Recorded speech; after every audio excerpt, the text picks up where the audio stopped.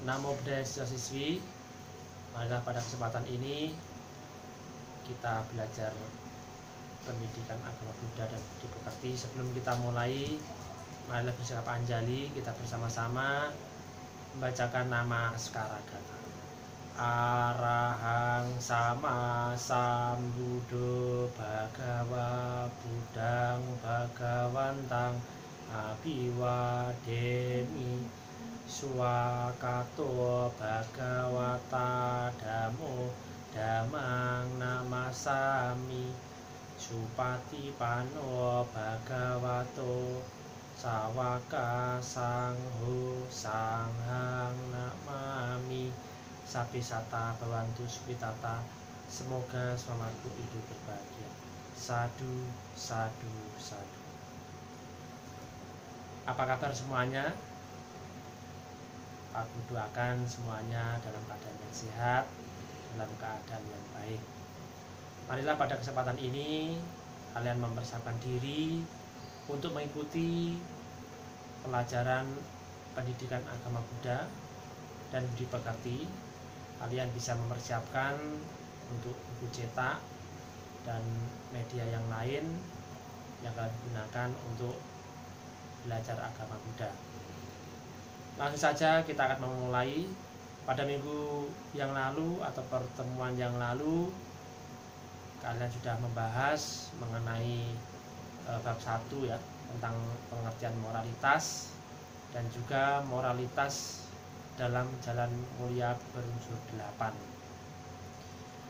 Itu Pak Guru rasa sudah tahu, sudah kalian pelajari. Maka pada kesempatan ini kita akan melanjutkan materi masih bab 1, namun dengan sub bab yang berbeda, yaitu bagian subbab C, D, dan E. Subbab C yaitu tentang penafsiran moralitas dalam kitab Visuddhimagga.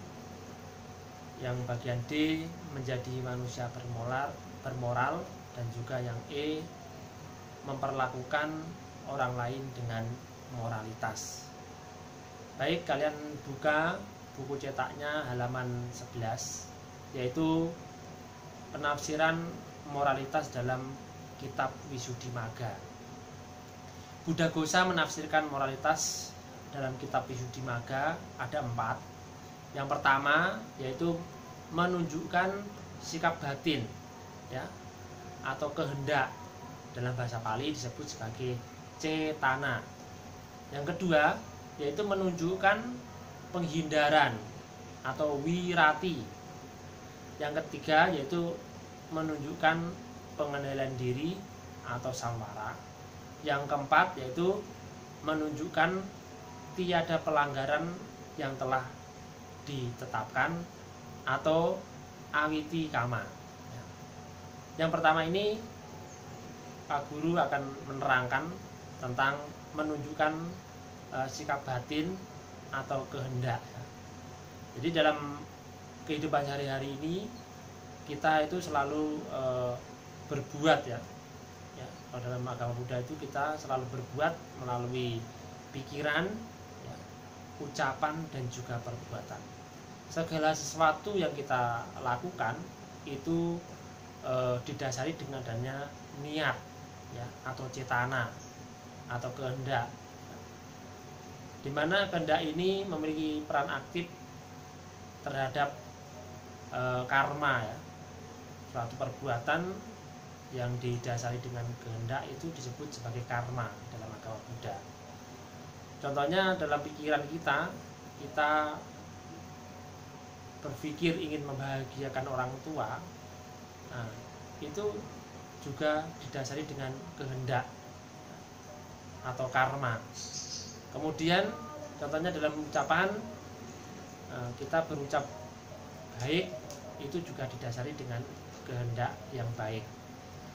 Berbuat yang baik melalui tangan kita, melalui badan jasmani kita, contohnya membantu orang lain, itu juga didasari dengan kehendak yang baik.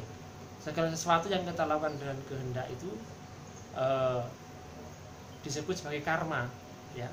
Dan kalau di dalam Widudimaga itu termasuk dalam sikap batin kita ini yang selalu berperilaku didasari dengan kehendak. Tentu saja harus kehendak yang baik. Yang kedua yaitu menunjukkan penghindaran atau wirati, ya.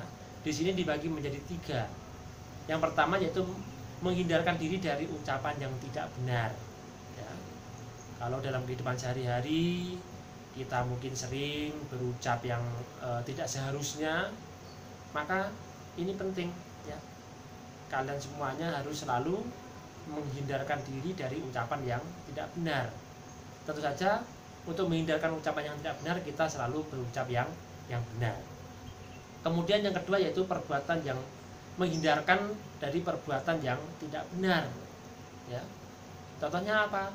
Ya mungkin dalam kehidupan sehari-hari kita mungkin sengaja atau tidak sengaja sering menjahili temannya, sering mungkin memukul temannya, ya ini harus dihindari, ya. Ini adalah hal yang harus dihindari, ya. Kemudian yang selanjutnya adalah penghidupan atau menghindari penghidupan yang tidak benar, ya. Di materi sebelumnya itu kalian sudah membahas tentang penghidupan yang tidak benar. Salah satunya adalah menghindari perdagangan yang dilarang, misalnya menghindari perdagangan yang melukai atau memperjualbelikan makhluk. Nah, ini harus dihindari. Nah, seperti itu. Jadi kita berdagang yang benar di selain yang ada di dalam larangan dalam agama Buddha tersebut, ya, seperti itu. Nah, itu adalah menunjukkan penghindaran, ya, atau wirati. Yang ketiga yaitu menunjukkan pengendalian diri atau samvara. Ini dibagi menjadi 4 juga. Yang pertama yaitu pengendalian diri dengan peraturan kebikuan, ya. Ini lebih spesifik ke orang yang melakukan latihan seperti samanera, seperti samaneri, biku, bikuni. Nah, ini lebih spesifik ke sana, yaitu orang yang menjalankan patimokkha, ya, atau aturan kebikuan, di mana seorang yang menjalankan kebikuan atau latihan itu harus betul-betul menjalankan peraturannya ini dengan semaksimal mungkin, ya. Kemudian mengurangi atau memperkecil daripada pelanggaran. Ini yang dimaksud dengan pengendalian diri dengan peraturan kebikuan, ya. Yang kedua yaitu pengendalian diri dengan peraturan atau perhatian murni, ya. Perhatian murni di sini contohnya apa? Kita harus selalu perhatian, terutama seperti saat ini kalian belajar di rumah, belajar secara online, tetapi kalian harus memiliki perhatian yang murni, ya. Apa yang disampaikan guru harus kalian perhatikan. Nah, kalau dalam kehidupan sehari-hari seperti apa? Misalnya mata kita ini juga suka yang indah-indah, suka melihat yang indah-indah, ya boleh saja. Tetapi ketika melihat yang indah-indah ini kita tidak boleh, contohnya adalah serakah, ya, tidak boleh ingin yang selalu indah dan sebagainya. Ini yang perlu diketahui. Yang ketiga yaitu pengendalian diri dengan pengetahuan atau nyana samvara, ya, yaitu mengetahui sesungguhnya yang kita kerjakan, mengetahui sesungguhnya yang kita lakukan. Contohnya seperti apa? Ketika makan. Nah, ketika makan ini kita juga harus memiliki pengetahuan, ya. Makan bukan hanya untuk menggemukkan badan, bukan untuk mempercantik diri, tetapi makan ini harus kita dasari dengan pengetahuan, yaitu hanya untuk menjaga kelangsungan hidup, hanya untuk menjaga kelangsungan hidup dan untuk menunjang kita berbuat kebaikan. Yang keempat, ya, yaitu pengetahuan atau pengendalian diri dengan kesabaran atau kanti samvara, ya, dimana kanti samvara ini harus kita miliki, ya. Sabar ketika menghadapi masalah, sabar ketika menghadapi situasi yang mungkin tidak kita inginkan. Kita harus bersabar, ya. Tidak menimbulkan masalah di dalam masalah, tetapi menyelesaikan masalah tersebut dengan clear. Yang kelima yaitu semangat, ya, atau mengendalikan diri dengan semangat, ya. Tentu ini harus kalian miliki, ya, apalagi di masa pandemi seperti ini. Kalian harus bersemangat, ya. Bersemangat dalam hal apa? Bersemangat dalam belajar.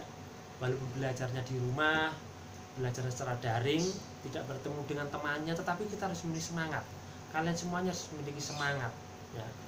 Agar apa? Agar pembelajaran yang kalian lakukan itu betul-betul mencapai hasil yang maksimal. Seperti itu, inilah yang disebut dengan semangat. Kalau dalam agama Buddha seperti apa? Yaitu kalian juga harus bersemangat dalam melakukan perbuatan baik, ya, membantu orang lain, menolong orang lain, ya. Apalagi di masa seperti ini banyak sekali orang yang harus kita bantu karena dalam kondisi pandemi, ya, seperti itu. Itulah penjelasan mengenai menunjukkan pengendalian diri atau samara. Nah, kemudian yang keempat yaitu menunjukkan tiada pelanggaran yang telah ditetapkan, ya, atau awitikama. Nah, contohnya seperti apa? Siswa itu ketika belajar di sekolah itu ada peraturannya, melakukan kegiatan di sekolah itu ada peraturannya. Jadi apa? Siswa harus mentaati peraturan, ya. Tidak boleh ada pelanggaran dan tidak boleh ada kesalahan.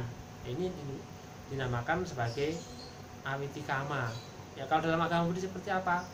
Yaitu dengan menjalankan Pancasila Buddhis, ya, dengan baik, ya, yaitu tidak menghindari pembunuhan, menghindari pencurian, menghindari perbuatan asusila, menghindari ucapan berbohong, menghindari minum atau mabuk-mabukan, ya, itu tanpa ada pelanggaran. Karena apa?